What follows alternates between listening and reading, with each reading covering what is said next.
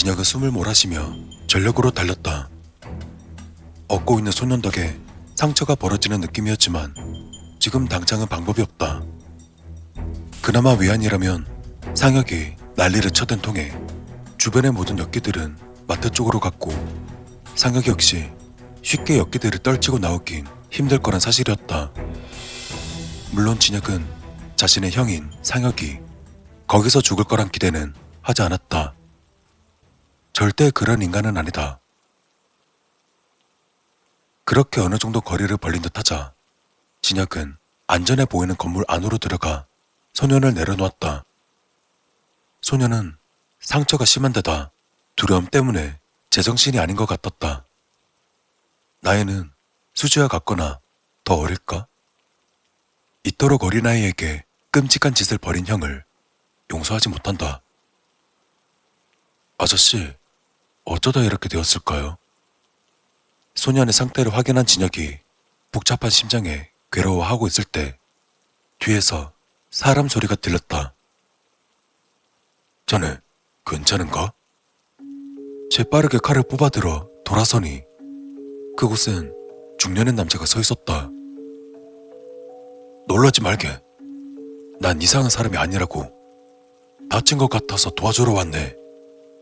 근처에 내 집이 있으니 따라오게. 내가 치료해 주도록 하지. 진혁은 남자를 살펴보았다. 나이는 60대 중반 정도 되었을까? 몸이 그리 다부진 것도 아닌데 엽기가 있는 도시에서 어떻게 여태 살아남았을까? 하지만 곧 답을 알 수 있었다. 건물 밖에는 남자가 타고 온 듯한 전동차가 서 있었다. 저거라면 소리가 크지 않아 엽기가 깨이지 않을 것이고 또한 도망치기도 수월할 게 분명했다. 그리고 무엇보다 지금 꼭 필요한 물건이기도 했다.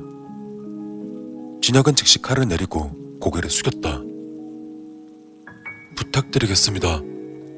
저보단 이 얘가 급하니 좀 도와주세요. 그제야 남자는 쓰러진 소년의 모습을 제대로 본 듯하다. 아니, 어쩌다 이 지경이 된 건가? 그 괴물한테 당한 건 아닌 것 같은데. 진혁은 안쓰럽다는 듯 말했다. 네, 엮기만도 못한 어른놈이 이랬습니다.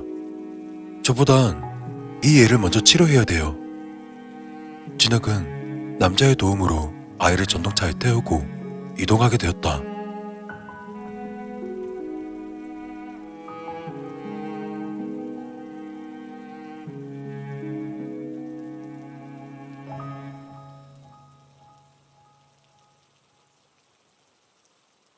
남자의 집은 지하였다. 1층 창고에 전동차를 넣어놓고 계단을 통해 그대로 지하로 내려가면 갖가지 공구들과 발전기들로 가득 찬 공간이 나온다. 집이라기보단 작업장에 가까웠지만 엽기를 상대하기엔 안전해 보였다. 남자가 침대를 내어주어 아이를 눕혔다. 간단히 치료하고 진통제를 먹이니 다행히 아이는 금세 안장을 되찾으려 잠이 들었다. 한숨을 돌리고 진혁의 상처까지 돌보고 나자 남자가 말했다. 난 황철영일세. 그냥 황반장이라 불러주게. 이래봬도 내가 공장 기술자거든. 최진혁입니다. 도와주셔서 감사합니다. 고맙긴 뭘. 나도 오랜만에 사람을 봐서 정말 기뻤다네. 솔직히 나만 남은 줄 알았다고. 그보다 어찌된 일인가. 저 아이는 어쩌다 저렇게 된 거고. 믿을 만한 사람 같았기 때문에 진혁은 대략적으로 있었던 일을 이야기해 주었다. 안전한 거주지를 만들어 놓고 사람들을 모으고 있다는 이야기, 상우와 수지 남매를 만난 이야기, 진아 집에 은신처를 꾸린 이야기, 그리고 마트에서 상혁을 만난 이야기. 단 이빨 얘기만은 제외했다. 세상이 이렇게 흉흉하니 사람까지 흉흉해지는구만. 그래서는 안 되는데 말이야. 황 반장은 안타깝다는 듯 혀를 끌끌 찼다. 반장님, 저희랑 같이 가시죠. 안 그래도 곧바로 준비해서 이곳을 떠날 생각이었습니다. 거주지는 안전할 테니 그곳까지 같이 가시죠. 기술자시면 분명 큰 도움이 될 겁니다. 황 반장은 크게 고민하지 않았다. 물론 따라가야지. 안 그래도 혼자 있기 적적한 참이었네. 그리고 내가 쓸모가 있다면야 당연히 가야지. 저 전동차가 도움이 될 걸세. 내가 개조를 좀 해서 힘도 좋고 속도도 빨라. 서너 명 태우고도 바람처럼 달릴 걸세. 징칸도 연결할 수 있으니 공간도 널널하고. 그 괴물놈들, 그러니까 역기라고 했나? 그놈들은 절대 쫓아오지 못한다고. 진혁은 재빨리 머리를 굴린 뒤 말했다. 네, 시간이 그리 많지 않으니 빨리 준비하는 게 좋겠습니다. 지금 진아씨 집으로 가서 전부 태운 다음 바로 출발하는 걸로 해야겠습니다. 알겠네. 10분이면 충분할 걸세.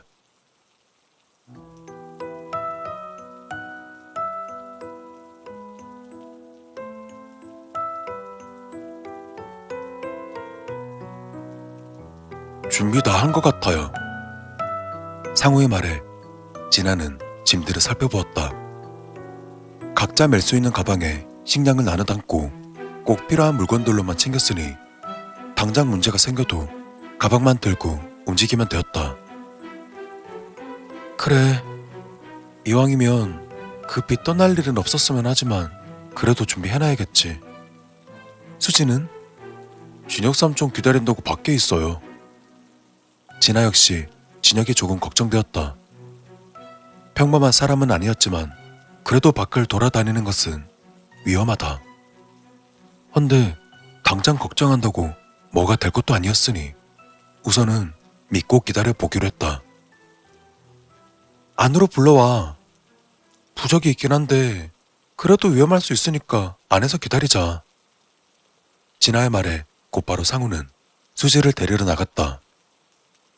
밖으로 나가보니 수지는 부적들을 구경하며 문 앞을 서성이고 있었다. 누나가 들어오래. 위험하니까 안에서 기다리자. 수지는 고개를 끄덕였지만 아쉬움이 남는지 자꾸 문을 돌아봤다. 그리고 그때 문이 덜컹거렸다. 상우는 놀랐지만 수지는 기다렸다는 듯 말했다. 진혁 삼촌이에요? 그리고 문 너머에서 대답이 들려왔다. 그래, 삼촌이야. 문 열어줘. 우리 빨리 도망가야 돼. 그제야 상우는 안도의 한숨을 쉬었다. 반갑게 아이들이 진혁을 맞이를 할 때 방금 전까지만 해도 따뜻했던 진혁의 목소리가 갑자기 차갑게 깔렸다. 목소리 비슷하지?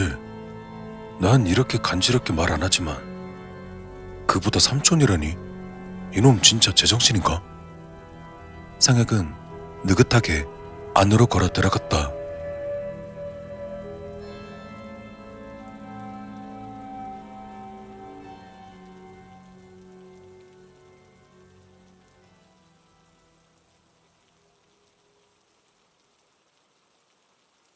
황 반장의 전동차는 기대 이상의 성능을 보여주었다.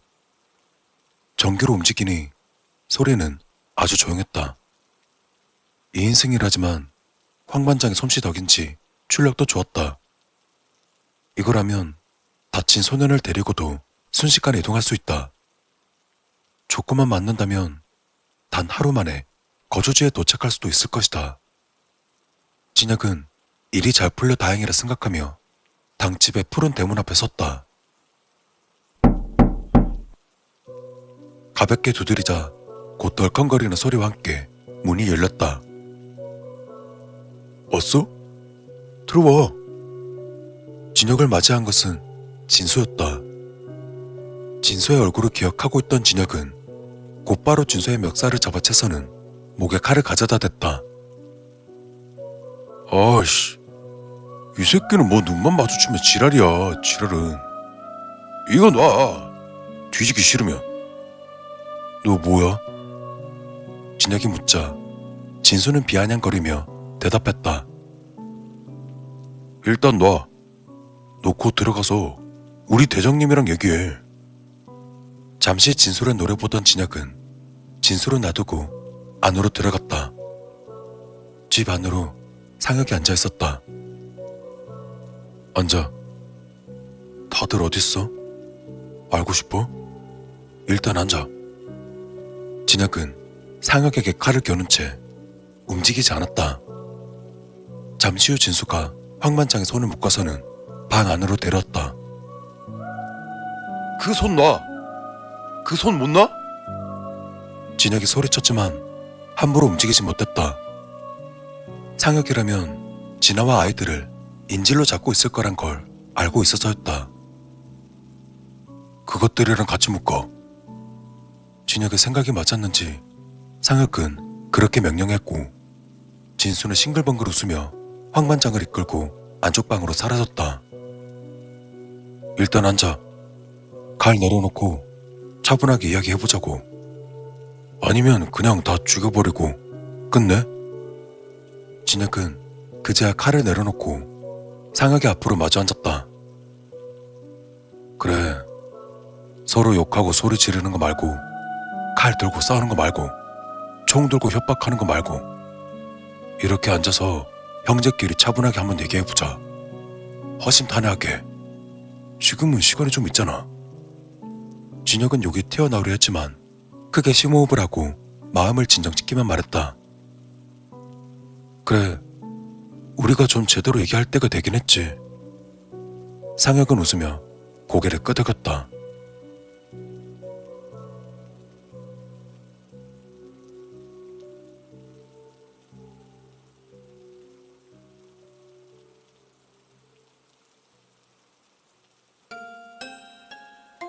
먼저 군대를 만드는 거지. 나한테는 대대장 뭐 이런 자리 주시겠지. 부대 이름도 정해놨어. 이빨 부대. 죽이지 않냐? 난 이빨이 이렇게 멋있는 말인지 몰랐잖아. 그거 알아? 나한테 대장님이 멋있게 딱 그랬거든. 이게 바로 이빨이다. 이거야말로 역기놈들을 죽인 무기인 것이다. 이러시니까 막 눈에선 빛이 잘잘잘 나오고 후광이 딱 비치는데 와, 난 그냥 울 뻔했어. 좁은 방 안에 묶인 사람들을 앞에 두고 진수는 다시 떠들고 있었다. 마트에서 데려온 아이 중 새로운 이빨이 된 한 명, 진아와 상우, 수지, 마지막으로 들어온 황반장까지. 아이들은 두려움에 떨고 있을 뿐이었지만 진아와 황반장은 진수의 수다를 귀담아 들으며 정보를 캐내려 하고 있었다. 아주 대단한 분이시네. 황반장이 그렇게 슬쩍 운을 떼자 진수는 더욱 신명나서 떠들기 시작했다. 그럼 대단하시고 아주 위대하시지. 봐, 헌세에는 영웅이 필요하고 지저분한 세상에는 왕이 필요한 법이지. 그게 바로 우리 대장님이시다 이 말이야. 잔악무도한 역기들을 몰아내고 스스로 왕이 되실 분. 난 그분을 보자마자 딱 이렇게 말했어. 주인이시여, 이 종은 온 힘을 다해 그대를 섬기겠나이다. 그러니까 대장님이 나한테 이빨이란 건 뭔데요? 갑작스레 끼어드는 진아의 물음에 진수는 다시금 떠들었다.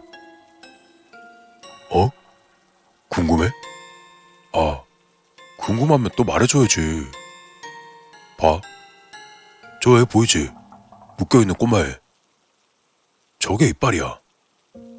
그럼 이빨이 왜 필요할까? 어? 한번 맞춰봐. 대충 예상하고 있던 황반장은 슬쩍 운을 떼었다. 애들이 역기를 상대할 때 필요한 건가?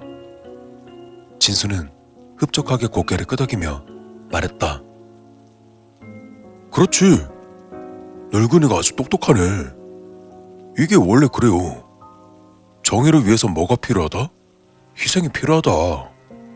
그러니까 이 역계를 없애려면 애새끼들의 피가 필요하다 이 말이야. 그 말에 수지와 상우는 물론 진아마저 겁에 질렸다. 그런 말이 있어요. 방법이 있다면 길은 열릴 것이다. 그래서 우리 대장님이 이렇게 애들을 모으시는 거지. 어? 가장 신뢰하는 신복인 나를 앞세워서 말이야. 당장은 뭐 그냥 유치원이지만 좀만 지나면 이제 학교가 되고 또 마을이 되고, 그리고 이제 뭘 하시더라? 아, 뭔가 좀 야리하고 말랑한 그렇지. 이빨 공장을 만들어서 가동을 하신다는 거 아니야. 그럼 이제 무기를 만들고, 그럼 또 군대가 만들어지고, 이제 엽기들을 싹 밀어버린 다음에 새 왕국을 세우신다 이거지. 이후로 진수가 신나게 떠들어대는 통에 모두가 이빨의 존재, 그리고 상혁의 계획까지 속속들이 알게 되었다.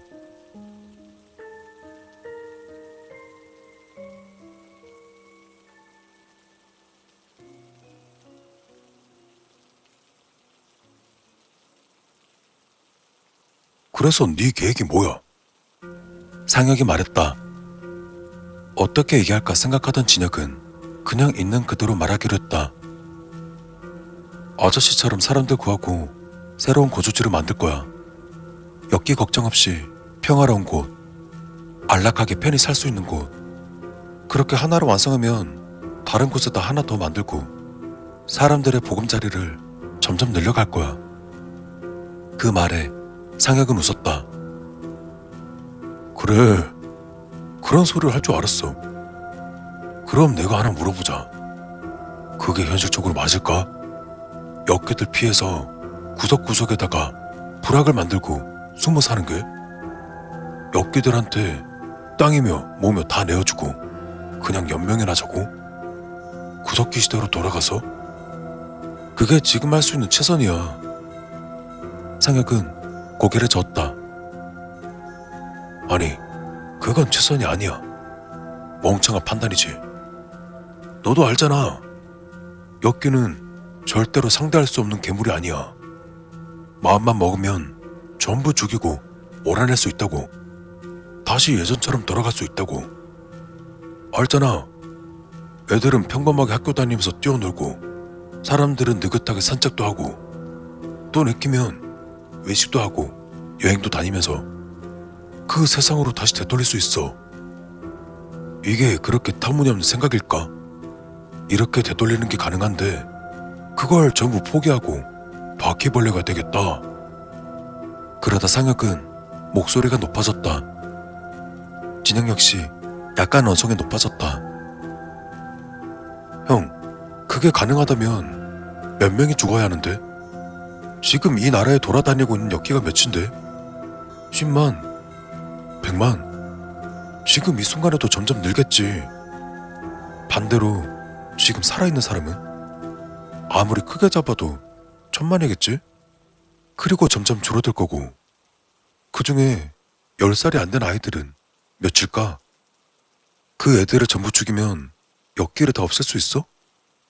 그래, 뭐 좋아.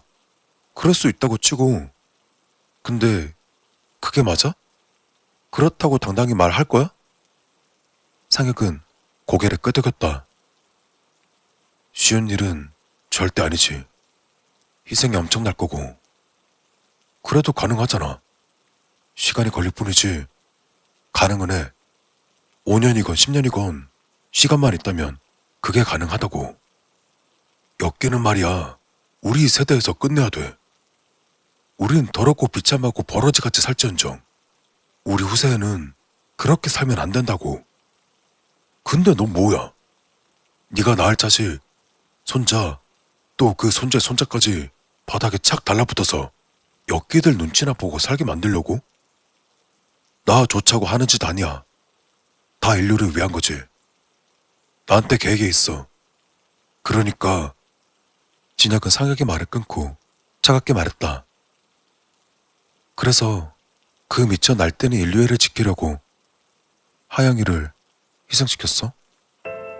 상혁의 표정이 싸늘해졌다. 네가 뭘 말하고 싶은 줄 알겠는데 방향을 잘못 정했어. 내가 그때 결정 안 내렸으면 너랑 그 마을 사람들 전부 다 죽었어. 네 놈이 이렇게 멀쩡히 살아서 그따위 시건방지 소리를 짓거리는 것도 다 우리 딸 하영이가 희생했기 때문이야. 알아? 나라고 마음 편했을 것 같아? 그 어린애한테 날붙이 들이댈 때 난 뭐 신났겠냐고. 아무것도 모르면서 아가리 함부로 놀리지 마. 내 각오는 고작 그따위 아니란 게 아니니까. 그럼 예지는? 뭐? 당신 와이프, 형 와이프 예지도 그렇게 생각했을까?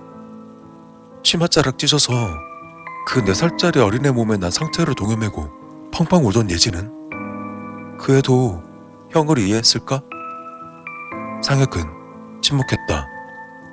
말문이 막혀서라기보단 들끓는 감정을 억누를 시간이 필요했기 때문이었다. 하지만 진혁은 시간을 주지 않았다. 피 철철 흘리면서 탈진할 때까지 울던 하영이, 애 열이 안 떨어진다면서 하영이를 꼭 끌어안고 오열하던 예지.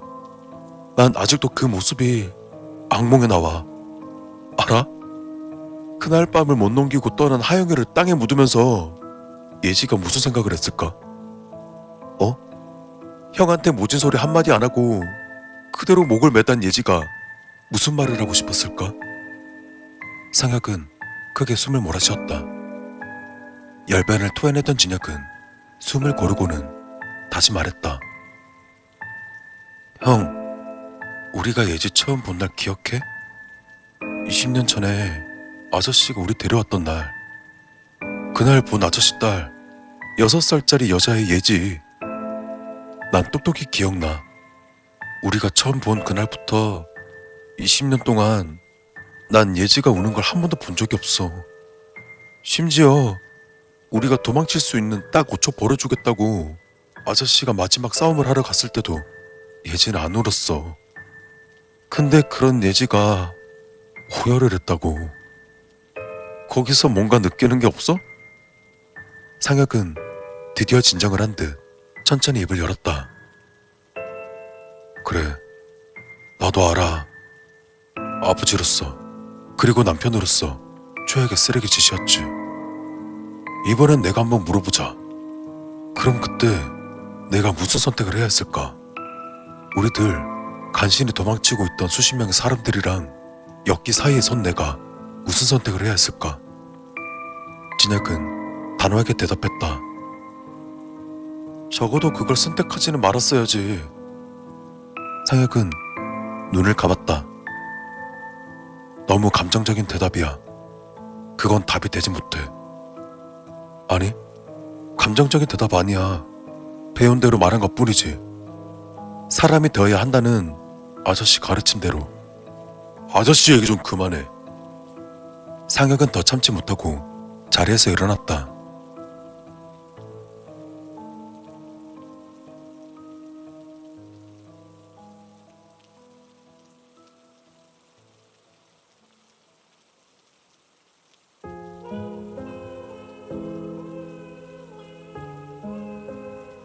잠시간의 상혁은 조금은 진정한 목소리로 차분히 말을 이어나갔다.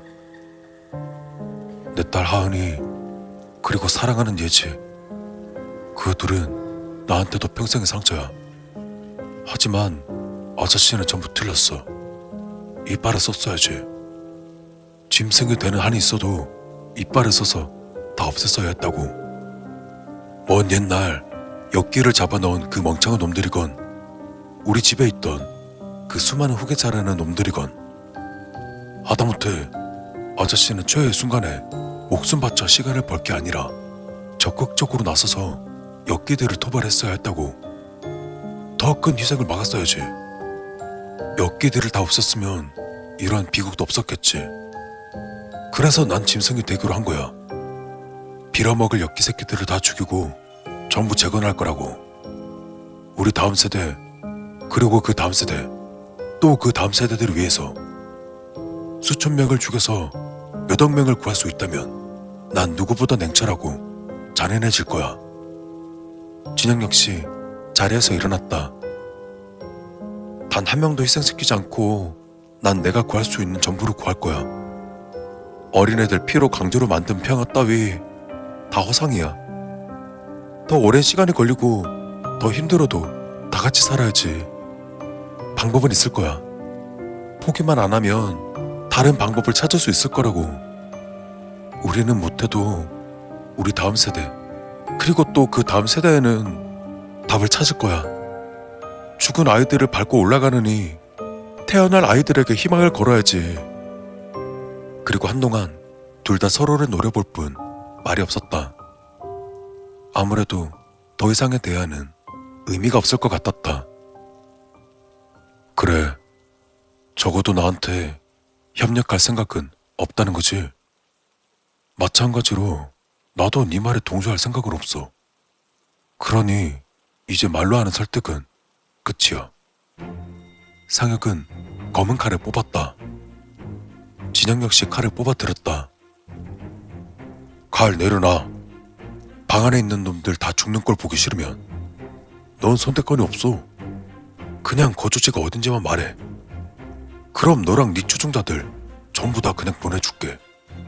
그 사람들이랑 새로 시작하면 될 거 아니야. 하지만 진혁은 대답도 없이 상혁에게 거침없이 칼을 휘둘렀다. 상혁은 그리 어렵지 않게 받아내긴 했지만 적지 않게 당황했다. 뭐야 이 새끼.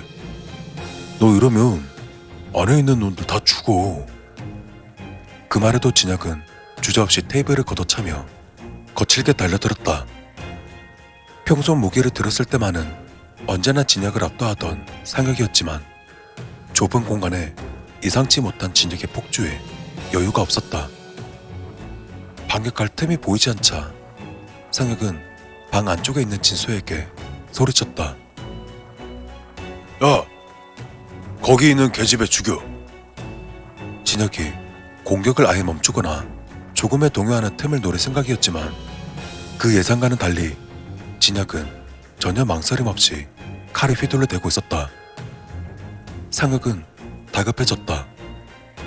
그 순간 방문이 열리며 황반장과 진아가 아이들을 이끌고 나왔다. 아, 멍청한 새끼. 상혁은 점점 더 휘몰아치는 진혁의 칼을 막아내며 속으로 욕을 내뱉었다.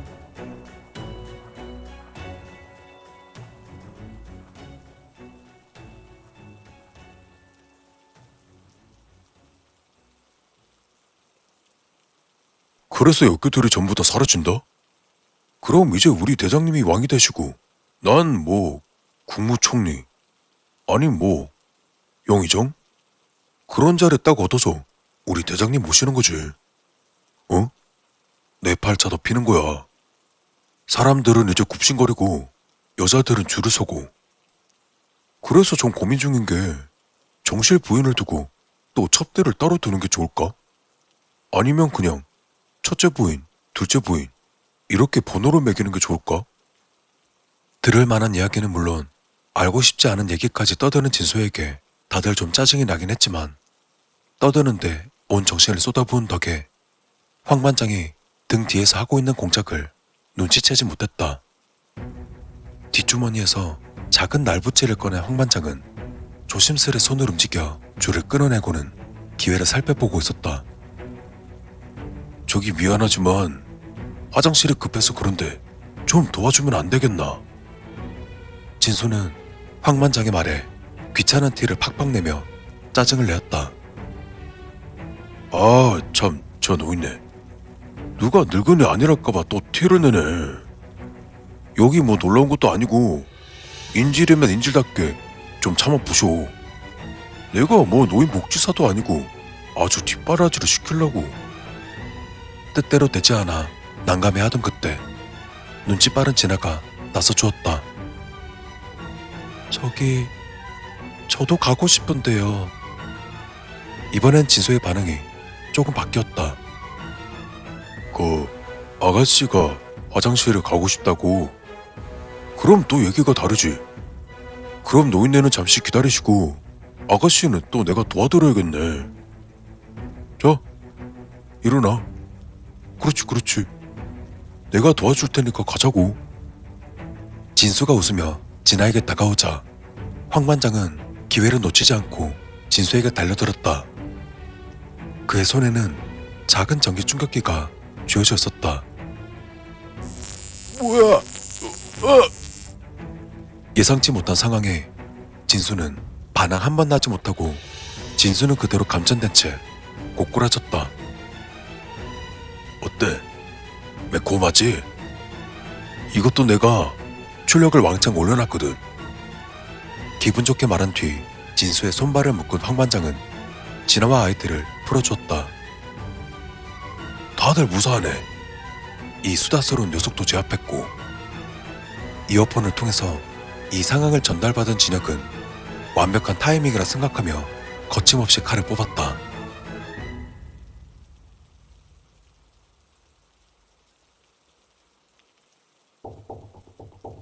정글도로 휘두르는 진혁을 상대로 이 좁은 집안은 상혁에게 불리했다. 진혁을 밀어내고 밖으로 나가서 싸우기만 한다면 쉽게 제압할 자신이 있었기에 몸을 뺄 기회를 보고 있었지만 진혁은 쉽게 놔줄 생각이 없었다. 마음이 급해진 상혁은 결국 억지로 빈틈을 만들 수밖에 없다고 판단했다. 그래, 알만해. 네가 무슨 생각을 하고 있는지. 그 존경하는 아저씨의 뒤를 잇겠다 생각이겠지. 하지만 그건 불가능해. 넌 그릇이 못 되거든. 솔직해져봐. 제일 중요할 때 넌 뭘 했는데? 여기가 나타난 그날 아저씨가 마지막 싸움을 하러 떠난 그때, 그리고 내가 사람들을 지키려고 어려운 결정을 내린 그때 넌 뭘 했냐고. 그냥 병신처럼 가만히 있었잖아. 뭔가를 하려면 그때 했었어야지. 넌 아저씨를 이해할 자격이 없어. 그 말에 진혁은 잠깐 움찔했다. 찰나의 순간이었지만 상혁에겐 충분했다. 즉시 상혁은 허리쯤에 있던 물건에 핀을 뽑아서는 거친 공방에 감히 끼어들지 못한 채 지켜만 보고 있는 아이들 쪽으로 던졌다. 안 돼! 화들짝 놀란 진혁을 뒤로하고 상혁은 여유있게 밖으로 빠져나왔다.